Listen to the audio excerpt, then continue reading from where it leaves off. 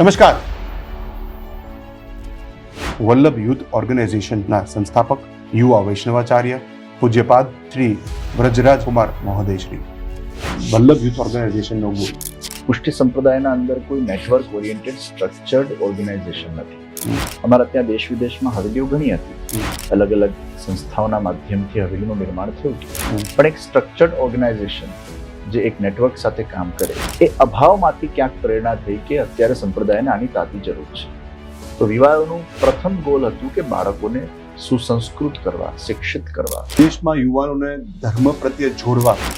વિવાહોની ખાસિયત એ છે કે જુદા જુદા કન્ટ્રીમાં એનું રજિસ્ટ્રેશન છે અને ત્યાંના જ લોકો આ સંસ્થા ચલાવે. એ લોકોમાં એ ભય છે, જો અમે બાળકોને ધાર્મિક સંસ્કારો નહીં આપીએ, જો અમે બાળકોને મંદિરે નહીં લઈ જઈએ તો પાશ્ચાત્ય સંસ્કૃતિના અંદર તમે કે શ્રી કૃષ્ણ સંસ્કારધામ, કૃષ્ણ સંસ્કાર વર્લ્ડ જે ગોંડલ તાલુકા રાજકોટ જિલ્લામાં એક ખૂબ મોટા પાયે આખું સંકુલનું નિર્માણ થયેલું છે. ભગવાન શ્રી કૃષ્ણની આખા વિશ્વની સૌથી મોટી પ્રતિમા એ આપણે આ સંકુલમાં બનાવી છે. તો આપનું જે રીતે તિલક હોય, આ જે તિલક છે જી, એ ભગવાન શ્રી કૃષ્ણના ચરણનો અંગૂઠો છે. તો રાજકારણ અને ધર્મ, રાજકારણમાં તો ધર્મ હોવું જોઈએ, ધર્મમાં રાજકારણ નથી. ભગવાન શ્રી કૃષ્ણ એટલે જ આનંદ. યત કરોશી યદસ્નાસી યદ જુહોસી દદાસી યત, તમે જે કંઈ પણ કરો એ કૃષ્ણને અર્પણ કરો. હાલમાં રિલીઝ થયેલી એક ફિલ્મ છે, આપની સંસ્થા વલ્લભ યુથ ઓર્ગેનાઇઝેશને પણ વિરોધ કર્યો છે. સૌથી પહેલા તો આવી ફિલ્મો બનવી જ નથી. આવા પિક્ચરોના બનવાથી હિન્દુ ધર્મ અને સંપ્રદાયને એક હાનિ પહોંચતી હોય છે.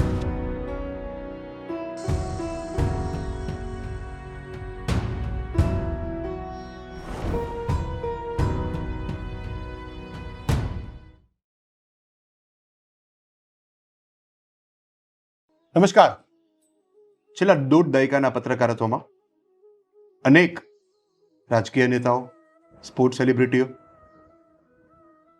હિન્દી ફિલ્મી જગતના હસ્તીઓ, ધર્માચાર્યો સાથે વાતચીત કરી છે, ઇન્ટરવ્યૂ કર્યા છે. પણ આજનો આ ઇન્ટરવ્યૂ ખૂબ ખાસ છે. 38 વર્ષની નાની ઉંમરે તેઓએ વિશ્વના 15થી વધુ દેશોમાં સનાતન હિન્દુ વૈદિક ધર્મનો ધ્વજ લહેરાવ્યો છે. પુષ્ટિ સંપ્રદાયની કહી શકાય સૌથી મોટી અને આંતરરાષ્ટ્રીય સૌથી પ્રથમ વલ્લભ યુથ ઓર્ગેનાઇઝેશનના સંસ્થાપક છે. વ્રજરાજ ધામ હવેલી વડોદરાના તેઓ ગાદીપતિ છે. પૂજ્યશ્રી, આપનું સ્વાગત છે. કેમ છો આપ? પૂજ્યશ્રી યુવા વૈષ્ણવાચાર્ય, અને વાંચ્યું છે કે 6 વર્ષની ઉંમરે આપે દિવ્ય પ્રવચનો આપ્યા હતા. આપણું બાળપણ કેવું રહ્યું છે એ વિશે વાત કરીશું. જગતગુરુ શ્રી વલ્લભાચાર્યજી મહાપ્રભુજીના 18મી પેઢીના અંદર જન્મ લેવાનું એક સૌભાગ્ય પ્રાપ્ત થયું. પરંપરાના અંદર જ એ ધાર્મિક સંસ્કારો પ્રાપ્ત થયા. અમારા કારેલીબાગની હવેલીમાં અને એના પૂર્વે જ્યાં અમારો જન્મ થયો વડોદરાના સિટી વિસ્તારમાં, ત્યાં નાગદમન શ્રીનાથજી પ્રભુ જે સાક્ષાત બિરાજમાન હતા. શ્રી બાલકૃષ્ણલાલજીની સેવા જે શ્રી વલ્લભાચાર્યજી મહાપ્રભુજીએ સાક્ષાત પોતે કરી હતી. શ્રીનાથજીની સેવા જે શ્રી ગુસાઈજીએ પોતે કરી હતી. અને એ ભગવત સ્વરૂપોના સેવાનો ક્રમ બાળપણથી જ જ્યારે પ્રાપ્ત થયો, રોજ સવારે સ્નાન કરીને અપરસમાં ઠાકોરજીના ચરણ સ્પર્શ, અમારા વડીલો જ્યારે ઠાકોરજીના શૃંગાર કરે ત્યારે એમના પાસે બેસીએ. એટલે એ સંસ્કારો પહેલાથી જ માતા પિતા દ્વારા, પિતામહચરણ દ્વારા, પૂજનીય શ્રીજીજી દ્વારા અને વડીલો દ્વારા પ્રાપ્ત થયા. એટલે જન્મથી જ આ રીતનું જ્યારે એક આધ્યાત્મિક બેકગ્રાઉન્ડ પ્રાપ્ત થયું હોય, પુષ્ટિ સંસ્કારો પ્રાપ્ત થયા હોય, તો જીવનમાં એક જ ઉદ્દેશ હતું કે વલ્લભકુલના અંદર જન્મ મળ્યું છે તો ભક્તિ પ્રચાર કરવા માટે, પુષ્ટિ પ્રચાર કરવા માટે, અને જેમ ગુસાઈજીએ સર્વોત્તમ સ્તોત્રના અંદર શ્રી મહાપ્રભુજીનું નામ આપ્યું છે, ભુવિ ભક્તિ પ્રચારિક કૃતે સ્વાન્વય કૃતપિતા સ્વવંશે સ્થાપિતા શેષ સ્વ મહાત્મ્ય સ્મયાપયા. આ ભૂતલ પર શ્રી મહાપ્રભુજીએ આ વલ્લભ વંશની સ્થાપના એટલે કરી કે આ ભૂતલ પર પુષ્ટિ ભક્તિ માર્ગનો પ્રચાર થાય. તો બાળપણથી જ આ સંસ્કારો હતા. અને જ્યારે અમારા વડીલો પિતૃચરણ પિતામહચરણ પૂજનીય શ્રીજીજી અને અમારા દાદાજીના પણ દાદાજી પિતામહચરણ ષષ્ઠપીઠાધીશ્વર નિત્યલીલાસ્ત વ્રજરતલાલજી મહારાજ શ્રી, એમની 5મી પેઢીએ મને જન્મ લેવાનો અવસર પ્રાપ્ત થયો. કદાચ અમારા સમસ્ત વલ્લભકુલ પરિવારના અંદર 5 પેઢી એક સાથે બિરાજમાન થઈ હોય એવો એ પ્રથમ અવસર હતો. એમની ઉંમર એ વખતે 90 વર્ષની અને એ વખતે મારો જન્મ થયો. એમના શતાબ્દી મહોત્સવે મારી ઉંમર 10 વર્ષની હતી. 5મી પેઢીએ એમને તિલક કરવાનું પણ એક સૌભાગ્ય પ્રાપ્ત થયું. તો આ રીતે જ્યારે એક પરંપરામાં સંસ્કારો પ્રાપ્ત થયા હોય તો બાળપણથી જ એક એવી ભાવના હતી કે જીવનને પુષ્ટિમાર્ગ માટે, સનાતન હિન્દુ વૈદિક ધર્મ માટે સમર્પિત કરવું છે અને એક એક શ્વાસ આ સંપ્રદાયને ધર્મના પ્રચાર માટે સમર્પિત બને. અમે ધર્મની વાત કરીએ, પરિવારમાં એવો માહોલ, એવી એક ધાર્મિક ઉર્જા, તો ત્યારે ધર્મનું વાંચન કરવું આપણા પિતાશ્રી જોડે, આપણા વડીલો જોડે, એ કેવી એક જીવનશૈલી રહેતી? ના, જ્યારે જ્યારે અવસર મળતો, સમય મળતો, શરૂઆતમાં તો સ્વાભાવિક છે કે 10th સુધી સ્કૂલનું જીવન રહ્યું અને પછી MS યુનિવર્સિટીમાં સંસ્કૃત મહાવિદ્યાલયના અંદર ત્યાં એડમિશન પ્રાપ્ત થયું. ત્યાંથી વિશારદની ડિગ્રી પ્રાપ્ત કરી. એ અરસાના અંદર અમારા પૂજ્ય પિતામહચરણ પાસે, પિતૃચરણ પાસે, માતૃચરણ પાસે, અમારા પિતામહચરણના ભ્રાતા શ્રી ચંદ્રગોપાલજી મહારાજ શ્રી, એમના પાસે સાંપ્રદાયિક અધ્યયન કરવાનો પણ એક અવસર પ્રાપ્ત થયો. અને મને પોતે પણ સ્વાધ્યાય કરવામાં પહેલાંથી ખૂબ રુચિ અને રસ.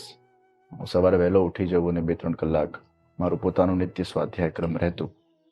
અને પછી જ્યારે 2007માં 35 દિવસ હું હોસ્પિટલના બિછાને હતો અને એ બેડ રેસ્ટ ઉપર શ્રીનાથજીના ચરિત્રોનું ખૂબ ચિંતન કર્યું અને ત્યારે પછી મને કથા કરવાની પ્રેરણા મળી. 2007થી કથાની પ્રેરણા પ્રાપ્ત થઈ. 2010માં પ્રથમ કથાનું આયોજન કરવામાં આવ્યું અને દેશ વિદેશમાં પછી નિસ્વાર્થ ભાવે, કારણ કે એ વખતે જે હોસ્પિટલના અંદરનો જે પ્રસંગ હતો એમાં મારા પગમાં કમ્પાર્ટમેન્ટ સિન્ડ્રોમ થઈ ગયું હતું. કોમન પેરોનિયલ નર્વ આખી ડેમેજ થઈ ગઈ હતી અને એ સમયના અંદર ડૉક્ટરે મારા પગને બચાવી લીધું એ જ ઘણું હતું. નસને નહોતા બચાવી શક્યા. બરાબર. કદાચ એક લાઈફ ટાઈમ ડિફેક્ટ પણ રહી શકે એવી એક સ્થિતિ બનતી હતી. મેં શ્રીનાથજી બાવાને વિનંતી કરી, હે પ્રભુ, મને આ પગ ભેટ રૂપે આપો અને જો આ પગ મને ભેટ રૂપે પ્રાપ્ત થશે તો હોસ્પિટલમાંથી ડિસ્ચાર્જ થઈને એક એક ક્ષણ દેશ અને વિદેશના અંદર આપના ચરિત્રોને જન સુધી મારે લઈ જવા છે. શ્રીનાથજીની કથા, કૃષ્ણની કથા જન સુધી લઈ જવામાં પ્રભુ આપને નિમિત્ત બનાવો. અને જે અમારી પરંપરા રહી છે કે નિસ્વાર્થ ભાવે કથા કરવી, કથાના નિમિત્તે એક પણ પૈસો ન લેવો, કથા ચાર્જેબલ નહીં પણ રિચાર્જેબલ કરવામાં આવે, એ ભાવનાથી પછી શ્રીનાથજીને વિનંતી કરી. પ્રભુએ ચમત્કાર કર્યો. 6 મહિનામાં મારા આખા પગની રિકવરી આવી ગઈ. નર્વ્સ પણ મારી ઓલમોસ્ટ રિકવર થઈ ગઈ અને ત્યારથી પછી એક કથાનો દોરનો એક મંગલ શુભારંભ કરવામાં આવ્યો. આજે વલ્લભ યુથ ઓર્ગેનાઇઝેશનની આપણે જો વાત કરીએ તો તે દેશ વિદેશમાં એક ધર્મનો માહોલ ફેલાવે છે. 30થી વધુ હવેલીઓ છે. હાલમાં પણ આપ વિદેશમાં હતા. ઘણા યુથ અને યુવાનોને આપ સાથે જોડો છો, વૈષ્ણવોને સાથે જોડો છો અને આપણે વલ્લભ યુથ ઓર્ગેનાઇઝેશનનો ગુરુ 2007માં જેમ મેં પૂર્વમાં કીધું કે જ્યારે હું આ કષ્ટના સમયમાં હતો તે વખતે આ જ વિચાર આવેલો કે પુષ્ટિ સંપ્રદાયના અંદર કોઈ નેટવર્ક ઓરિએન્ટેડ સ્ટ્રક્ચર્ડ ઓર્ગેનાઇઝેશન નથી જે બીજા સંપ્રદાયોના અંદર એ વખતે હતી. અમારા ત્યાં દેશ વિદેશમાં હવેલીઓ ઘણી હતી. અલગ અલગ સંસ્થાઓના માધ્યમથી હવેલીનું નિર્માણ થયું હતું, પણ એક સ્ટ્રક્ચર્ડ ઓર્ગેનાઇઝેશન જે એક નેટવર્ક સાથે કામ કરે એવા ઓર્ગેનાઇઝેશનનો અભાવ હતો. એ અભાવમાંથી ક્યાંક પ્રેરણા થઈ કે અત્યારે સંપ્રદાયને આની તાતી જરૂર છે. એટલે પછી વલ્લભ યુથ ઓર્ગેનાઇઝેશન VYOનો એક વિચાર ઊભો થયો કે પુષ્ટિ માર્ગીય વૈષ્ણવ સંપ્રદાયના વિશ્વભરના અંદર 5 કરોડથી પણ વધારે વૈષ્ણવો છે. વૈષ્ણવોને કઈ રીતે સંગઠિત કરી શકાય અને એ સંગઠન માટે થઈને પછી દેશ વિદેશમાં મારા પ્રવાસો થયા. ઘણા બધા ગ્રુપ્સ ઓફ જુદા જુદા લોકોને કન્વિન્સ કરવામાં આવ્યા. જુદા જુદા સમાજો ચાલતા હતા. એ સમાજોને પછી એક અમરેલા અંતર્ગત અમે લાવ્યા. અને એટલે આજે વિવાયો વિશ્વના 15 દેશોના અંદર અત્યારે કાર્યરત છે. જી. અને લગભગ 7 દેશોમાં હવેલીઓના સેન્ટર્સના પ્રોજેક્ટો આપણા ચાલી રહ્યા છે. 6 થી 16 વર્ષના બાળકોને આપણે હિન્દુ સંસ્કૃતિનું જ્ઞાન આપી રહ્યા છીએ. એ લોકોના કોર્સિસ ચાલી રહ્યા છે. અને આ કોર્સિસ બધા હ્યુમન વેલ્યુઝ પર છે. મારી પહેલાથી ઈચ્છા હતી કે નાના બાળકોને ધર્મના સંસ્કારો બાળપણથી અપાવવા જોઈએ. જી. એક બાળક એક સારો હ્યુમન કઈ રીતે બને, એક બાળક એક સારી માં, એક સારા પિતા, એક સારો નાગરિક રાષ્ટ્રનો કઈ રીતે બની શકે, એવા હ્યુમન વેલ્યુઝ ઉપર આખો કોર્સ આપણે તૈયાર કર્યો. તો આજે વિશ્વના જુદા જુદા દેશોમાં, જુદા જુદા શહેરોના અંદર 6 થી 16 વર્ષના બાળકોને આપણા વિવાહોના અસંખ્ય વોલેન્ટિયર્સ આજે નિઃશુલ્ક સેવા આપીને એ બાળકોને ભણાવી રહ્યા છે. ઓકે. તો વિવાહોનું પ્રથમ ગોલ હતું કે બાળકોને સુસંસ્કૃત કરવા, શિક્ષિત કરવા, ધર્મના સંસ્કારો ગળથુથીમાં એ લોકોને પ્રદાન કરવા. બીજા નંબરે યુવાનોના અંદર જાગૃતિ લાવવી, યુવાનોની શિબિરો કરવી, યુવાનોને ધર્મ તરફ વાળવા, યુવાનોના જે પ્રશ્નો છે એને યોગ્ય રીતે લોજિકલી આપવા. કારણ કે આજના યુવાનો એ કહીએ ને કરે એવા નથી. એ કંઈ પણ કરતા પહેલા પ્રશ્ન પૂછશે કે આના પાછળનું સાયન્સ શું છે, આના પાછળના કારણો શું છે. તો યુવાનોને એ રીતે અલગ અલગ રીતે અલગ અલગ એક્ઝામ્પલ્સના માધ્યમથી માર્ગદર્શન આપવા, એના બધા કાર્યોનો આરંભ થયો. સાથે સાથે જ્યાં જ્યાં અમારા સેન્ટર્સ નહોતા ત્યાં સેન્ટરો ઊભા કરવાની યોજના બનાવવામાં આવી. કારણ કે આજે વૈષ્ણવ આખા વિશ્વમાં હતા. એ વૈષ્ણવ જ્યારે કોઈ પણ દેશના કોઈ પણ શહેરમાં જાય તો પૂછે અહીંયા પુષ્ટિમાનનું સેન્ટર છે કે નથી. તો ઘણી બધી જગ્યાએ નહોતું. અનફોર્ચ્યુનેટલી સેન્ટરના અભાવના કારણે પછી બીજી ત્રીજી જગ્યાએ લોકોએ આશ્રિત થવું પડ્યું. તો બહુ દુખતું હતું કે આપણા સેન્ટરો નથી એટલે લોકોને બીજે જવું પડે છે. એટલે પછી એક ધ્યેય નક્કી કર્યું કે જ્યાં સેન્ટર્સ નથી ત્યાં સેન્ટરો બનાવવામાં આવે. અને એના માટે અમે VYO ઇન્ટરનેશનલ બોર્ડની સ્થાપના કરી. વિવાહોની ખાસિયત એ છે કે જુદા જુદા કન્ટ્રીમાં એનું રજિસ્ટ્રેશન છે અને ત્યાંના જ લોકો આ સંસ્થા ચલાવે છે. તો ભારતનું રજિસ્ટ્રેશન જુદું છે, ઓસ્ટ્રેલિયાનું જુદું છે, USA નું જુદું છે, આફ્રિકાનું જુદું છે, UK નું જુદું છે, કેનેડાનું જુદું છે. ત્યાંના ચેરમેન, વાઇસ ચેરમેન, પ્રેસિડેન્ટ, ત્યાંની ટ્રસ્ટીઓ, ત્યાંની કમિટીઓ, ત્યાંના જ લોકો એનું આખું વહીવટ કરે છે. ત્યાંના પૈસા ત્યાંના જ પ્રોજેક્ટોમાં વપરાય છે અને ત્યાંના માટે જ વપરાય છે. એટલે આ સંસ્થા જુદા જુદા દેશોમાં, એ દેશોમાં રહેતા આપણા જે ભારતીયો છે, આપણા હિન્દુ પરિવારો છે, આપણા વૈષ્ણવ છે, એના માટે અત્યારે કાર્ય કરી રહી છે. 6 થી 16 વર્ષની ઉંમરની આપણે વાત કરીએ, વિદેશમાં યુવાનોને ધર્મ પ્રત્યે જોડવા કેટલું અઘરું કે સહેલું? ત્યાંના વસતા લોકો જે ભારતીયો છે પણ ઘણા વર્ષોથી એક ત્યાંની રીત રિવાજ, કલ્ચરની વચ્ચે એમનો ઉછેર થયો છે, તો ત્યારે તેમને હવેલી તરફ આવે, દર્શન કરે. ત્યાંના જે માતા પિતા છે એ ખૂબ જાગૃત છે. એ લોકોમાં એ ભય છે, જો અમે બાળકોને ધાર્મિક સંસ્કારો નહીં આપીએ, જો અમે બાળકોને મંદિરે નહીં લઈ જઈએ, જો અમે બાળકોને આ રીતે એજ્યુકેશન સ્પિરિચ્યુઅલી નહીં આપીએ તો પાશ્ચાત્ય સંસ્કૃતિના અંદર તણાઈ જશે. ત્યાંના પેરેન્ટ્સ ખૂબ ઈચ્છે છે કે અમારા બાળકોને હિન્દુ સંસ્કારો પ્રાપ્ત થાય. અને એટલે પેરેન્ટ્સની જે અવેરનેસ છે એ ખૂબ છે. અને એટલે જ અમેરિકામાં અને યુકેમાં, ઓસ્ટ્રેલિયામાં, બધી જગ્યાએ, કેનેડામાં ઘણા બધા બાળકો, ઇવન પેરેન્ટ્સે એમાં શ્રમ લેવો પડે છે. 30-30 મિનિટ દૂર અમારા સેન્ટર્સ હોય તો એ લોકોએ રવિવારના દિવસે 30 મિનિટ ટ્રાવેલિંગ કરીને આવવાનું, 1 કલાકનું સેશન થાય, વળી પાછા જવાનું. તો સ્પેશિયલી 2 કલાકનો સમય એ લોકો પોતાના બાળકો માટે કાઢતા પણ હોય છે. નો ડાઉટ કોવિડમાં અમે લોકો ઓનલાઈન ક્લાસીસ ચાલુ કર્યા હતા, પણ જે પેરેન્ટ્સમાં જાગૃતિ છે એ ખૂબ મોટી છે અને એ બહુ સારી વાત છે. એટલે બાળકો ખૂબ સારી રીતે સુસંસ્કૃત થઈ રહ્યા છે અને મને વિશ્વાસ છે કે અત્યારે જે સંસ્કારો એ બાળકોને અપાઈ રહ્યા છે એ કાયમ માટે, કારણ કે દીપકની જ્યોત કલાકો પર્યંત ટકે પણ સંસ્કારોની જ્યોત એ જીવન પર્યંત ટકતી. કે શ્રી કૃષ્ણ સંસ્કારધામ રાજકોટમાં ગોંડલની બાજુમાં આપ તેનું અત્યારે નિર્માણ થઈ રહ્યું છે, તેના વિશે થોડી માહિતી આપો. કૃષ્ણ સંસ્કાર વર્લ્ડ જે ગોંડલ તાલુકા, રાજકોટ જિલ્લામાં ચોરડી મુકામે 55 વીઘા જગ્યામાં અને બીજી હમણાં 9 વીઘા અમને દાનમાં આવી છે. એટલે એ ખૂબ મોટા પાયે આખું સંકુલનું નિર્માણ થઈ રહ્યું છે. હજી સુધી પુષ્ટિમાર્ગે વૈષ્ણવ સંપ્રદાયમાં આ પ્રકારના સંકુલોનું નિર્માણ નહોતું કરવામાં આવ્યું.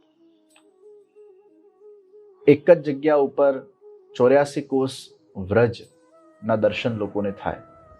પુષ્ટિમાર્ગીય વૈષ્ણવો ખૂબ વ્રજમાં જતા હોય છે, ગિરિરાજની પરિક્રમા કરતા હોય છે, દુગ્ધાભિષેક કરતા હોય છે, કુંડવારા ધરતા હોય છે. વ્રજભૂમિ એ પુષ્ટિમાર્ગનું પણ પ્રાગટ્ય સ્થાન છે. ભગવાન શ્રી કૃષ્ણની સાક્ષાત ભૂમિ છે. કદાચ વ્રજમાં સૌથી વધારે અગર કોઈ લોકો જતા હશે તો આપણા વૈષ્ણવો જતા હશે, કારણ કે ગિરિરાજજીમાં લોકોને એટલો ભાવ, યમુનાજીમાં એટલો ભાવ, મહાપ્રભુજીની બેઠકજીઓ ત્યાં છે. તો 84 કોષ વ્રજને એક મિનિએચર ફોર્મમાં બનાવવાનું આખો એક પ્રોજેક્ટ છે કે આ કૃષ્ણ સંસ્કાર વર્લ્ડમાં કોઈ આવે એટલે વ્રજના બધા જ લીલા સ્થલી જે ભગવાન શ્રી કૃષ્ણની છે એને એ અનુભવી શકે, એને માણી શકે. જે બાળકો કદાચ હજી વ્રજમાં નથી ગયા એ આ સંકુલમાં આવીને કૃષ્ણની લીલાઓને અનુભવી શકે અને પછી એને સાક્ષાત વ્રજમાં જવાની પણ ઈચ્છા થાય, એ તીર્થ સ્થાનમાં જવાની પણ ઈચ્છા થાય. સાથે સાથે વિશાળ ગિરિરાજજી બનશે. ગિરિરાજજીના અંદર 7 સ્વરૂપ હવેલી બનાવવામાં આવશે. ઉપર ધ્વજા પધરાવવામાં આવશે. વૈષ્ણવ સાધકાશ્રમ આપણે બનાવી રહ્યા છીએ. હજી સુધી પુષ્ટિ માર્ગના અંદર સંતો બનાવવામાં નતા આવ્યા.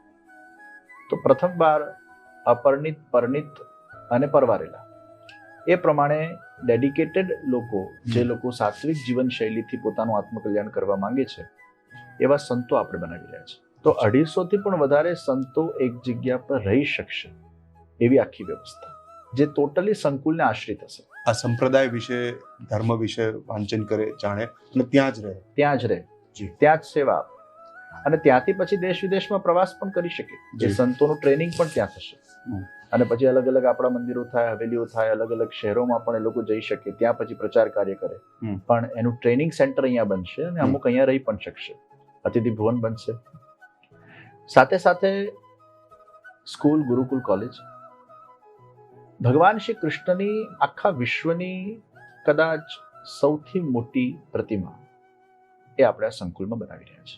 પણ અત્યારે એક એવી પરિકલ્પના નક્કી કરી છે કે ભગવાન શ્રી કૃષ્ણનું એક અદ્ભુત સ્વરૂપ, જે કદાચ કોઈએ હજી સુધી કલ્પ્યું પણ ન હોય, જેમ શિવજીનું નાથદ્વારામાં ખૂબ સુંદર મૂર્તિ બનાવવામાં આવી, તો ભગવાન શ્રી કૃષ્ણની આ જ પ્રકારે એક વિશાળ અદ્ભુત સ્વરૂપ આખા વિશ્વમાં કદાચ સૌથી ઊંચું અને દિવ્ય એ આપણે આ કૃષ્ણ સંસ્કાર વર્લ્ડમાં બનાવી રહ્યા છે. એમાં લેસર ફાઉન્ટેન શો પણ આખો થશે, વોટર ફાઉન્ટેન શો પણ આખો થશે. ભગવાન શ્રી કૃષ્ણની સુંદર સુંદર લીલાઓને ત્યાં પ્રસ્તુત કરવામાં આવશે. એટલે એક દર્શનીય સ્થળ, કોઈ પણ સંપ્રદાયના હોય એ આ જોવા આવશે.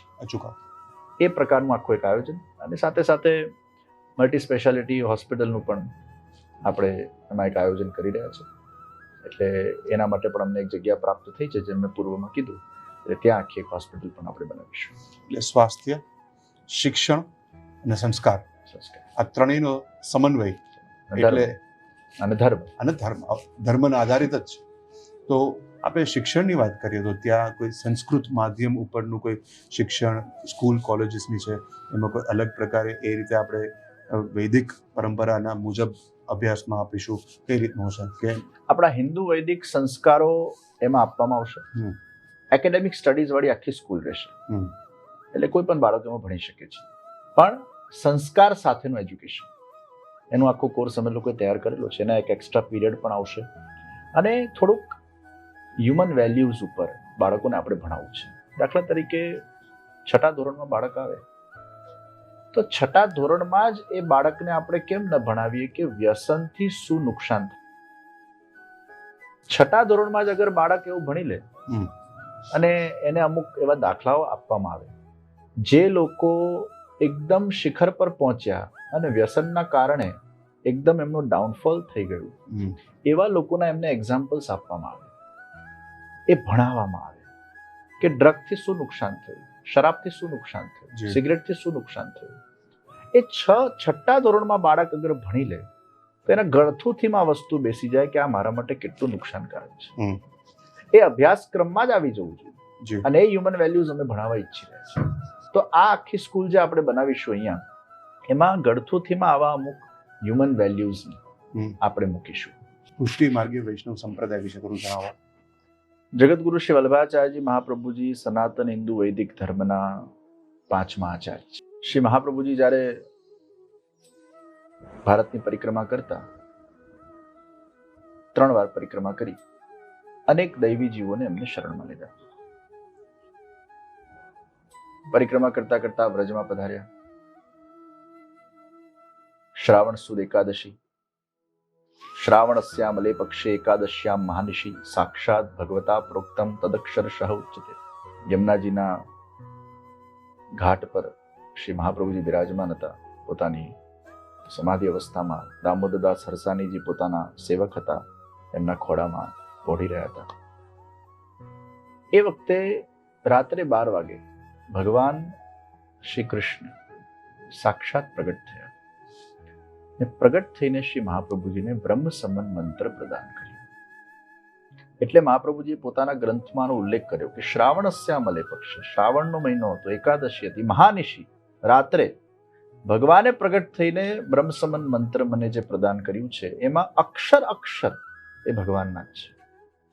અને ત્યારે ભગવાને એમને આજ્ઞા કરી કે આપના કે આપના વંશજો દ્વારા જેને પણ આ બ્રહ્મ સંબંધ આપવામાં આવશે એ જીવાત્માનો મુજ પરમાત્મા સાથેનો સંબંધ થશે, એને હું ક્યારે પણ છોડીશ નહીં.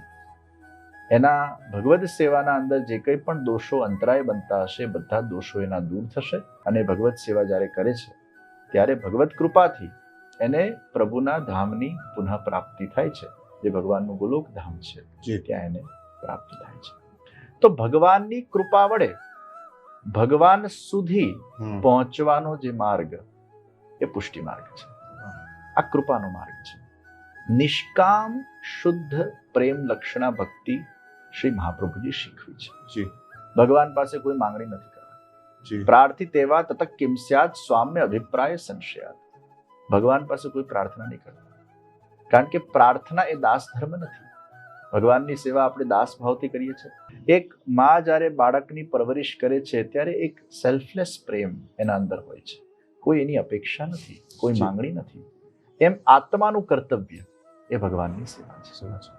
આ આખો કૃષ્ણ સેવા સદા કાર્યનો સિદ્ધાંત. આપનું જે રીતે તિલક હોય છે એનો મહિમા, આ જે તિલક છે જી એ ભગવાન શ્રી કૃષ્ણના ચરણનો અંગૂઠો છે.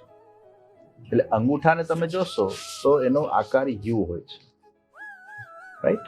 એટલે ચરણના અંગૂઠાને આપણે આમ માથે મૂકીએ એટલે આખો યુ આકાર આવ્યો.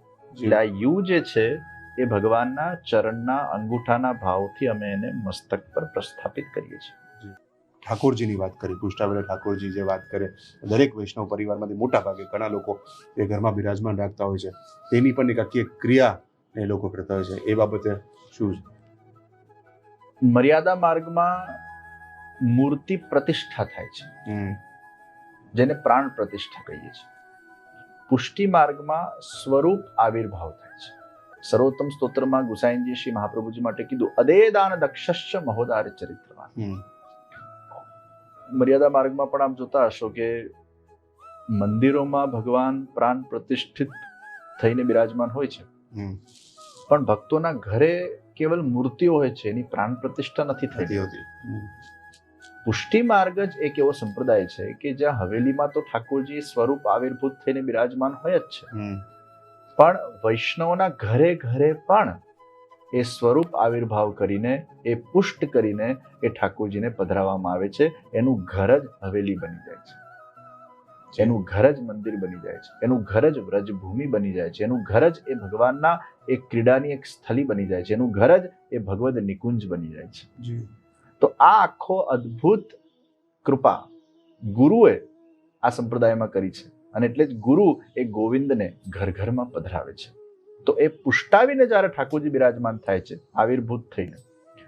હવે પ્રાણ પ્રતિષ્ઠા અને આવિર્ભાવમાં એક અંતર એવો છે કે એક છે કાચની બરણી હોય અને એમાં તમે મિશ્રી ભરો અને એ બરણી ફૂટી જાય તો મિશ્રી વેરાઈ જાય.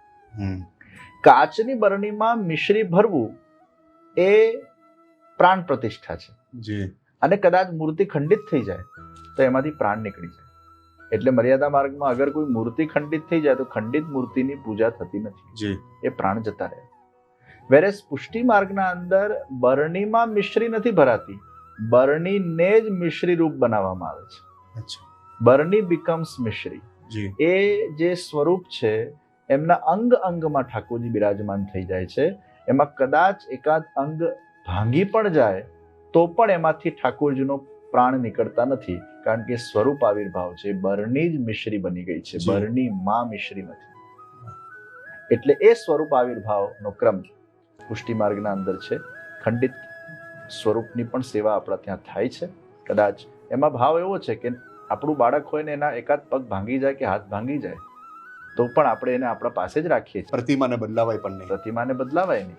ભલે અચ્છા. ખંડિત થઈ હોય તો પણ એ પ્રતિમાની આપણે સેવા કરીએ છીએ. એમાંથી એ દૈવી તત્વ એ નીકળતું નથી. અને જોયું છે કે એમાં ઘરે પણ જ્યારે બિરાજમાન હોય લાલાજી, ત્યારે જે હવેલીમાં જે આખી આખી ક્રિયા થાય, પ્રોટોકોલ્સ રાજી, એ જ ઘરમાં થતી હોય છે. આરતી, થાળ પધરાવવાની આખી જે રીત છે એ સેમ હોય છે. થોડુંક એમાં ડિફરન્ટ હોય છે. જુદા જુદા પ્રકારની સેવા હોય છે. જી મિશ્રી ભોગની સેવા છે, નાગરીની છે, દૂધઘરની છે, હા. અંસકડીની છે, સકડી ભોગની છે. તો આ રીતે મિશ્રી, દૂધઘર, નાગરી, અંસકડી ને સકડી, આ રીતે આખો સેવાક્રમ છે. પછી 2 ટાઈમનો સેવાક્રમ છે. એટલે શરૂઆતમાં મિશ્રી ભોગની સેવા એને પધરાવવામાં આવે છે. એમાં બેસિક અમુક ક્રમ હોય છે. અને પછી એના મનમાં જે રીતે ઠાકોરજી માટે ભાવ છે એ રીતે એ ફ્લેક્ઝિબલી, સહજ પ્રીત ગોપાલ કો ભાવે, અમારા ઠાકોરજી બહુ ફ્લેક્ઝિબલ છે, એના રીતે ઠાકોરજીની સેવા કરી શકે છે આચાર વિચારનું પાલન કરીને. હવેલીના અંદર આખો ફૂલ સેવા પ્રકાર હોય છે અને વૈષ્ણવના ઘરે અમુક સૂક્ષ્મ સેવા પ્રકાર હોય છે. પણ ધીરે ધીરે અમુક ઘણી જગ્યાએ એવા પણ છે કે હવેલી વત એમના ઘરે આખું સેવા પ્રકાર એવી રીતે જ એસ્ટાબ્લિશ કરેલો છે. કરી શકે. અને એટલો હસબન્ડ વાઈફ બંને ટાઈમ ઠાકોરજીની સેવા, શૃંગાર આદિનો આખો ક્રમ, સામગ્રીનો ક્રમ, અને એ જ રીતે ભગવત સેવામાં જ એ ઓતપ્રોત થઈ ગયા હોય.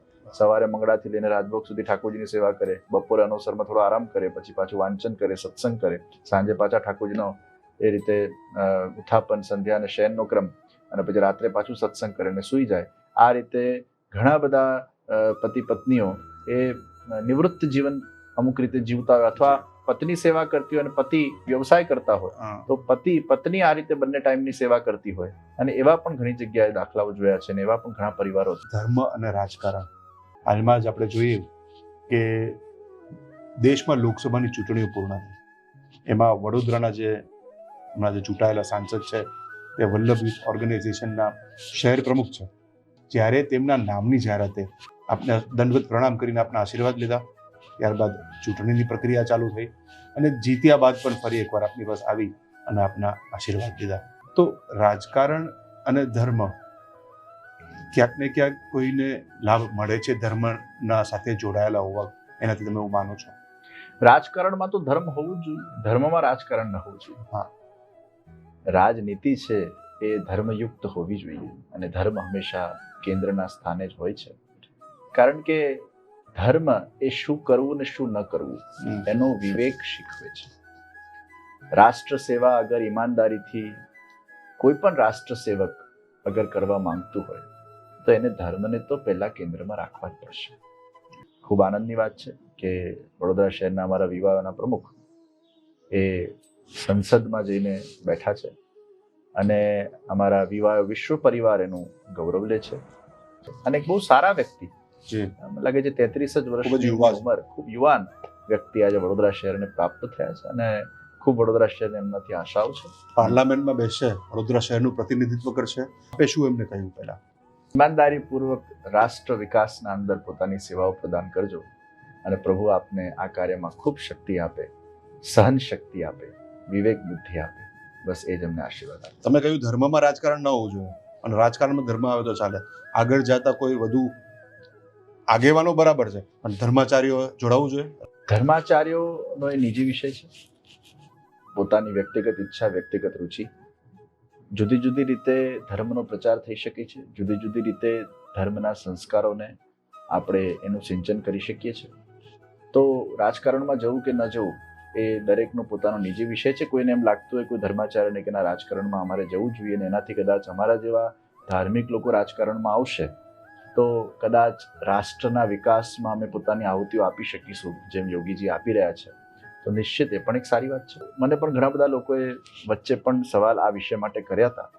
ઘણી બધી વાતો પણ લોકો દ્વારા ફેલાવવામાં આવી હતી કે વ્રજરાજ કુમારજી એ રાજકારણના અંદર પ્રવેશ કરવાના છે. તે વખતે પણ મેં આ જ જવાબ આપેલો કે મારી જે પોતાની પ્રકૃતિ છે અને મારા જે પોતાના ગોલ્સ છે, જે સંપ્રદાય માટે ને હિન્દુ ધર્મ માટેની જે ભાવના છે, એમાં ક્યારે પણ જીવનના છેલ્લા શ્વાસ સુધી હું પોતે રાજકારણના અંદર પ્રવેશ કરવાનો નથી.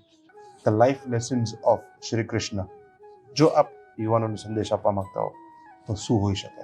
ભગવાન શ્રી કૃષ્ણ એટલે જ આનંદ. તો ભગવાન શ્રી કૃષ્ણએ જ બહુ સુંદર વાત ગીતામાં કહી છે. યત કરોષિ યદસ્નાસી યત જુહોસી દદાસી યત તપસ્યસી કૌંતેય તત કુરુષ્વ મદર્પણ. અને આ આખો જે સિદ્ધાંત છે, તમે જે કંઈ પણ કરો એ કૃષ્ણને અર્પણ કરો. અને એટલે જ પુષ્ટિ માર્ગમાં મહાપ્રભુજીએ પણ આ જ સિદ્ધાંત આપ્યો, કૃષ્ણ સેવા સદા કરો. તો જીવનના દરેક અંગને કૃષ્ણને કેન્દ્રમાં રાખીને જ્યારે આપણે કર્મ કરીએ છીએ એ સેવા બની જાય છે. આ કેન્દ્રમાં રાખીને કર્મ કરતા કરતા જ્યારે નિષ્ફળતા મળે છે, જ્યારે સક્સેસ નથી મળતી, ત્યારે વ્યક્તિ નેગેટિવ થોટ્સ આવે છે, કોઈ પણ પગલું ભરવા અંતિમ પગલું ભરી નાખે છે, ત્યારે શું કરવું? મહાપ્રભુજીએ બહુ સુંદર આજ્ઞા કરી. તથૈવ તસ્ય લીલેતિ મત્વા ચિંતામ ધૃતમ ત્યજેત. જીવનના અંદર જ્યારે જ્યારે તમને અસફળતા પ્રાપ્ત થાય છે, તમારે એક જ ભાવ રાખવાનો છે, આ મારા પ્રભુની લીલા છે. અને ભગવાન જે કંઈ પણ કરશે એ મારા ઉદ્ધાર માટે જ કરશે.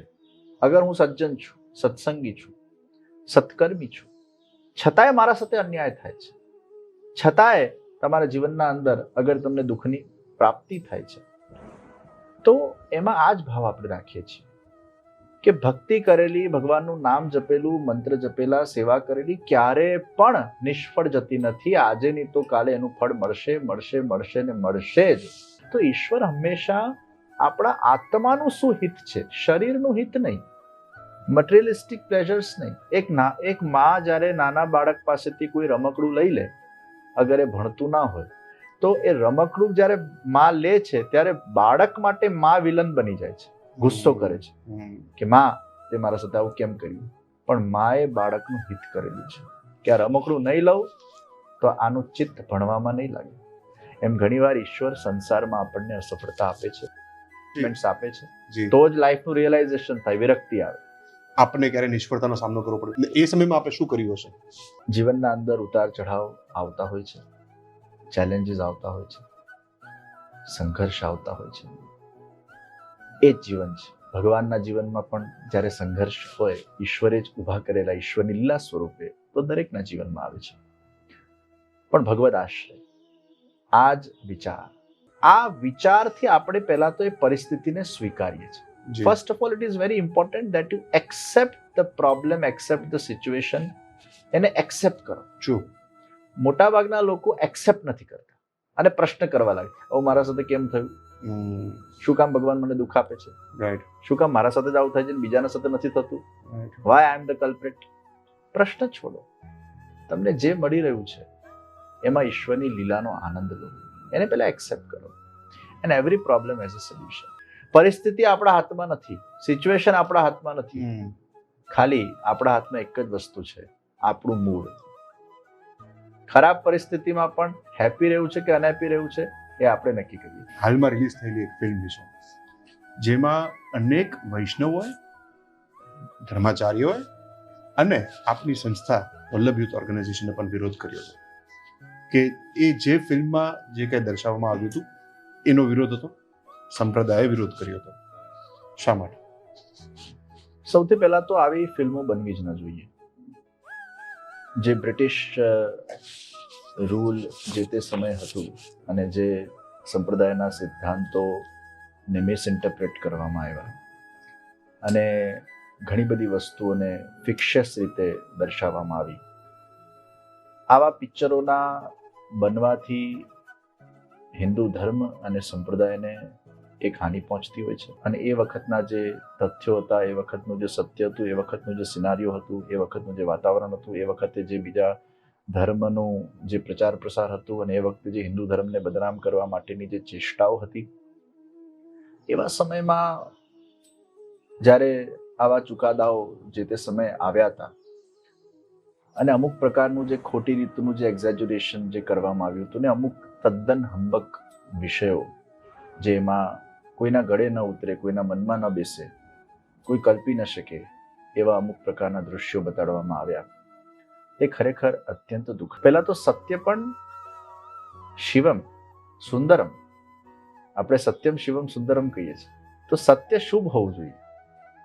સત્ય શુભ છે અને સાથે સુંદર હોવું જોઈએ, અને તો એને લોકો સામે આપણે મૂકીએ તો ક્યાંક લોકોના જીવનમાં પણ એ સત્યને સાંભળીને કે જોઈને પરિવર્તન આવે.